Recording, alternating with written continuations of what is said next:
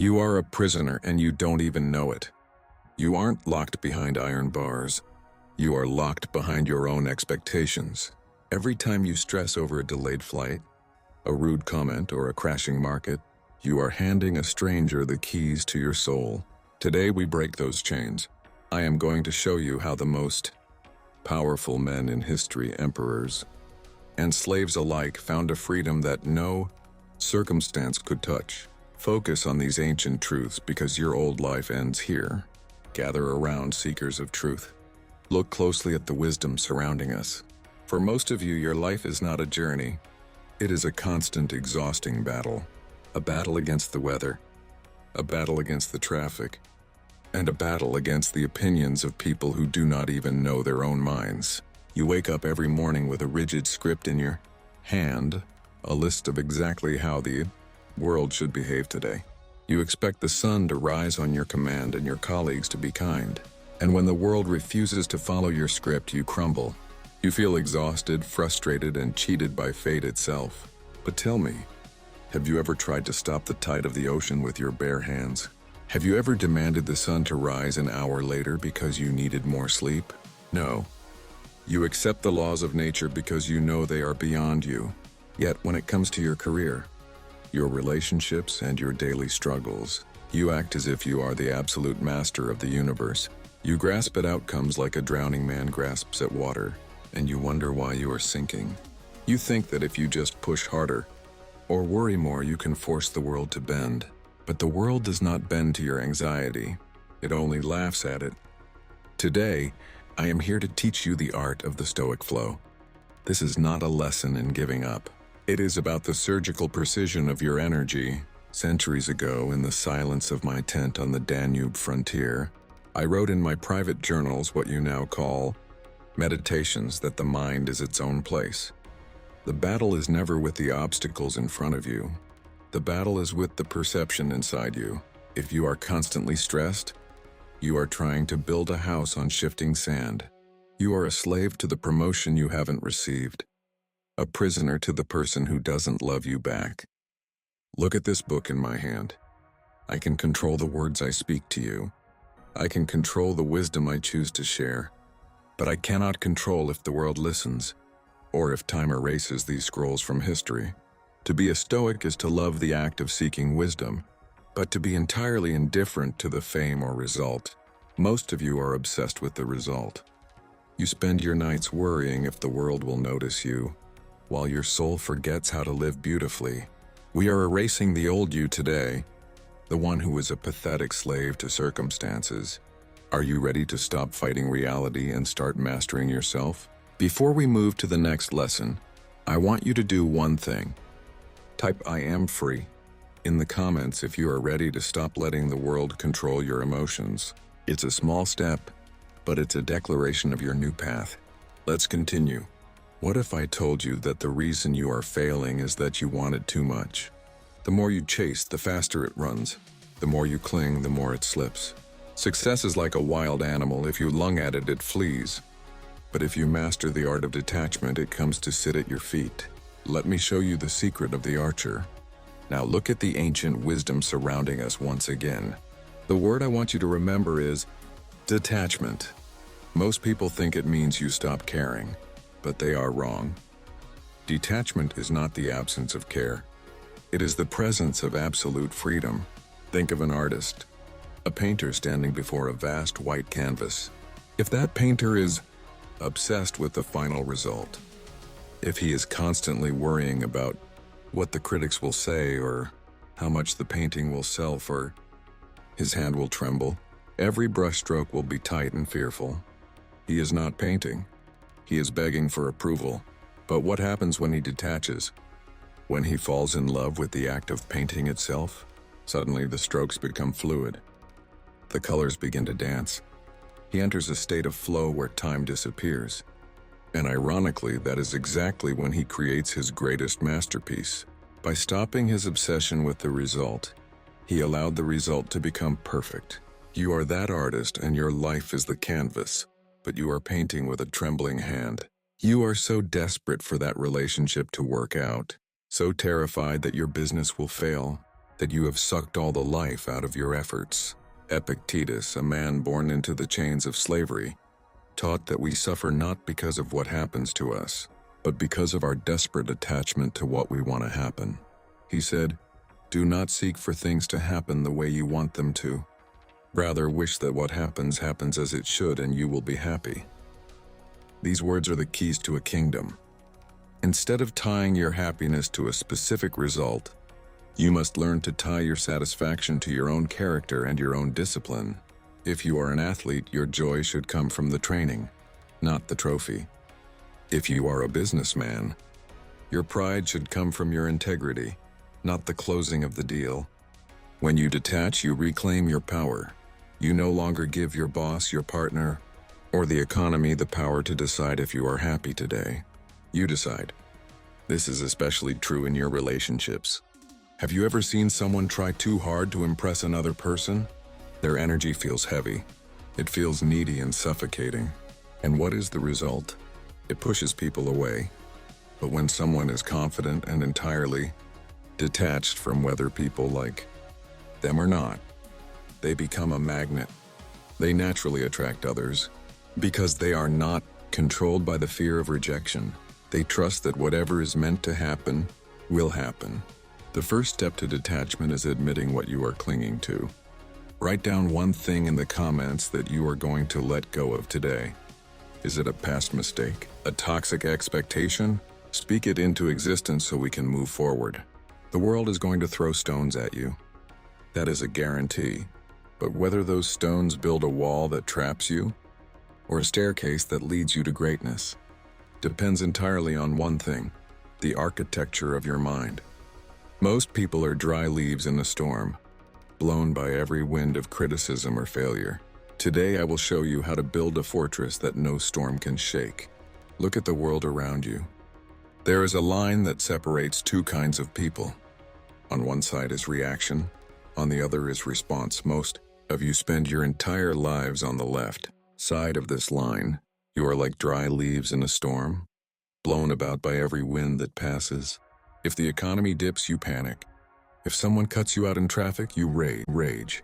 If a friend forgets your birthday, you feel worthless. You have handed the remote control of your emotions to every stranger you meet. You are not a master, you are a puppet. But today, we move to the right side of the line. We talk about mastering your mindset. The difference between the man who crumbles under the weight of the world and the man who thrives in the middle of a catastrophe is not luck. It is the architecture of his mind. You cannot always control the heavy rain, the unexpected obstacles, or the cold indifference of others, but you have absolute sovereign authority over how you respond to them. This is where your real power lies. This is the only place where you are truly a king. When you shift from reacting to responding, the entire universe changes its shape around you. The father of modern psychology, William James, once said something that we Stoics have known for 2 millennia. The greatest weapon against stress is our ability to choose one thought over another. Think about that deeply. You do not have to believe every whisper that enters your mind. You do not have to let every difficult moment define your identity. Imagine you are going through a brutal time at your work. The pressure is mounting and your superiors are breathing down your neck. The weak mind says, "I am a failure. I am not good enough." That is a fixed mindset, a mental prison that ensures your defeat. But what if you changed the narrative? What if you looked at these ancient scrolls and learned a different lesson? What if you said, "I'm in the middle of a master class. Every mistake is a data point." That is a growth mindset. It allows you to turn every struggle into raw material for your own greatness. We Stoics believe that every challenge is an opportunity to practice virtue, to practice patience, resilience, and wisdom. Seneca once said, "Difficulties strengthen the mind as labor does the body." If you went to a gym and the weights were made of feathers, you would never grow. Your mind is exactly the same. Your frustration is your resistance training. Mastering your mindset is not a magic trick. It is a daily, hourly, brutal practice. It is a war of attrition. You must pay attention to your inner dialogue like a hawk watching its prey. Are you feeding yourself the poison of fear? Or are you training yourself to see the opportunity hidden inside the chaos? Your mind is like a garden. If you do not actively plant the seeds of strength, the weeds of anxiety will grow by default. Another way to anchor your mindset is to stay ruthlessly in the present. So much of your stress is a ghost. It is either a memory of a past you cannot change or a hallucination of a future that hasn't happened yet. You are suffering over things that do not exist. Look at the statues of old. They stand firm while the world around them changes. They use the passage of time not to erode, but to become timeless symbols of strength. That is what a mastered mindset does. If you are tired of being a puppet to your emotions, I want you to comment mindset mastered. Let this be the moment you take the remote control back. Now let's talk about the one thing you can't rush. You are exhausted because you are trying to outrun time. You want the success today, the body tomorrow, and the wisdom by next week. But you cannot demand a forest to grow in a night. When you fight the timing of the universe, you are fighting a battle you will always lose. I'm going to show you how to stop rushing and start arriving. Look at the ancient scrolls around us. They have survived centuries because the timing of the universe is not a digital display on your wrist. It is a seasonal rhythm that you cannot rush. We live in a culture of instant gratification. We want success delivered to our door like a package. We have been conditioned to believe that if something doesn't happen quickly, it is a failure. But the truth is, life does not operate on your frantic schedule. It moves according to its own deep ancient pulse. Patience is not just waiting. It is the quiet, powerful strength of an emperor. It is the understanding that some things must take time to reach their full height. Epictetus once said, "No great thing is created suddenly." Think about that. Anything truly valuable, wisdom, character, an empire takes time to develop. Just as you cannot force a tree to grow faster by pulling on its branches. If you do, you only snap the wood and kill the life within. You cannot force life to give you what you want before the foundation of your soul is ready to support it. Imagine a young artist who dreams of making a name for themselves. They work tirelessly, but the world is silent. At this point, most men break.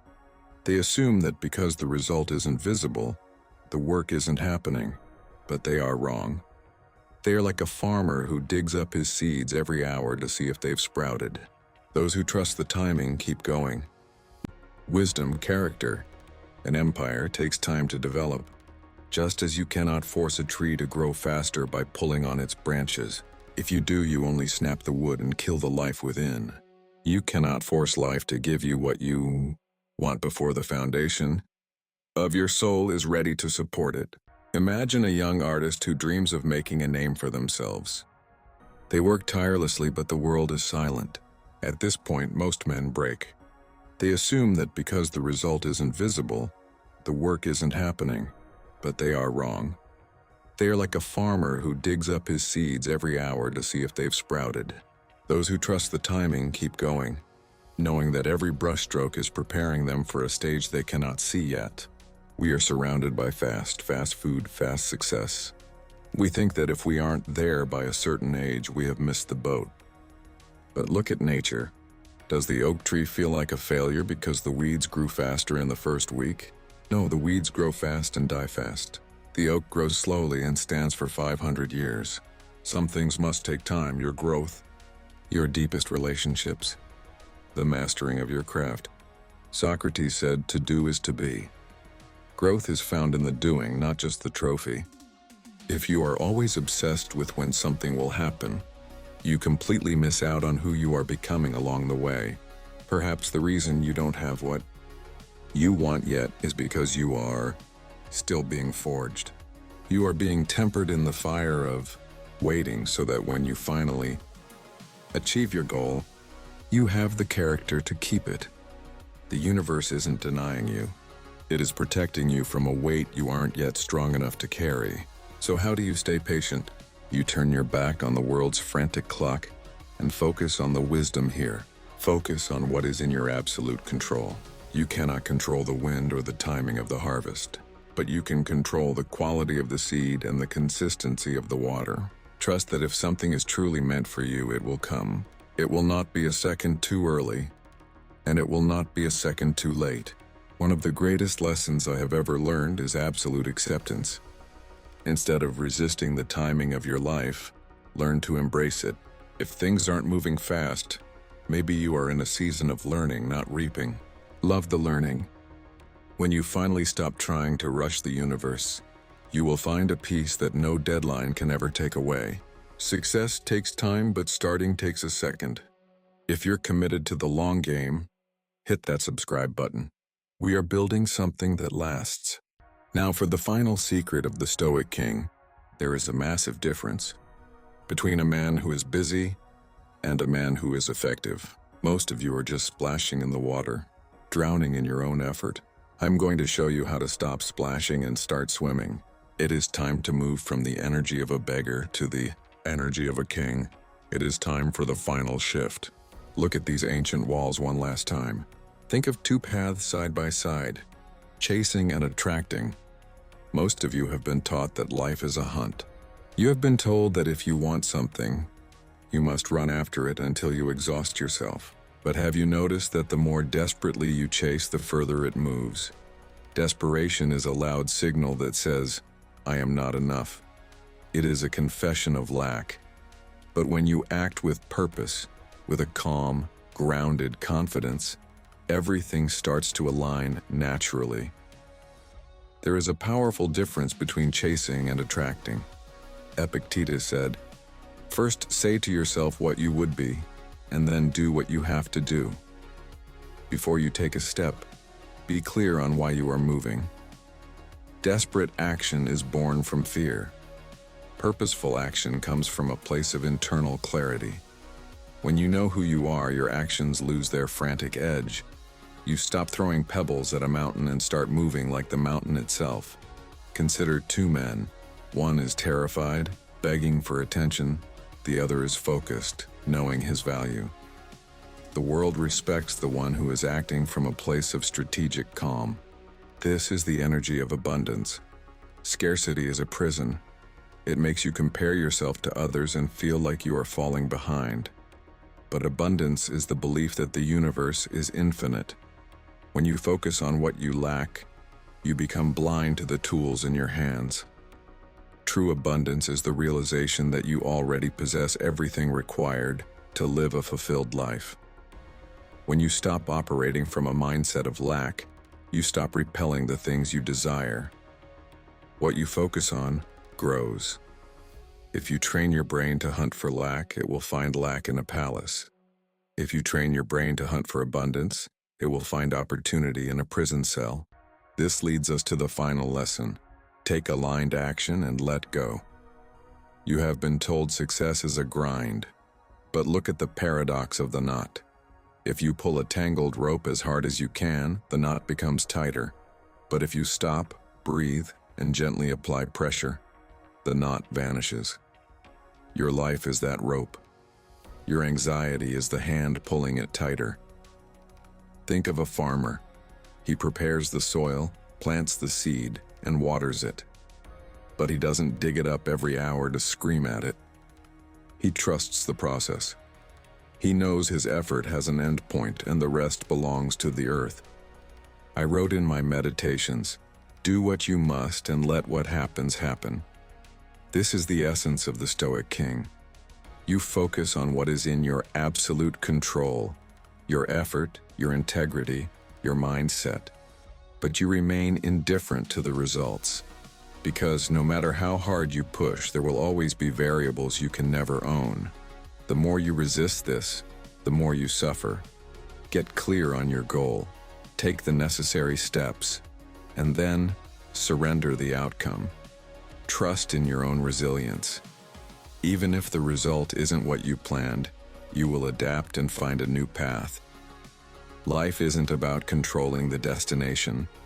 It's about mastering the traveler. The moment you shift from forcing to flowing, everything falls into place. The path is clear. The wisdom is yours. The rest is up to you. You have the wisdom, now you need the discipline. If this resonated with you, share this video with one person who needs to hear it. And if you're ready to live with true power, Click the video on your screen right now to go even deeper. I'll see you in the next one.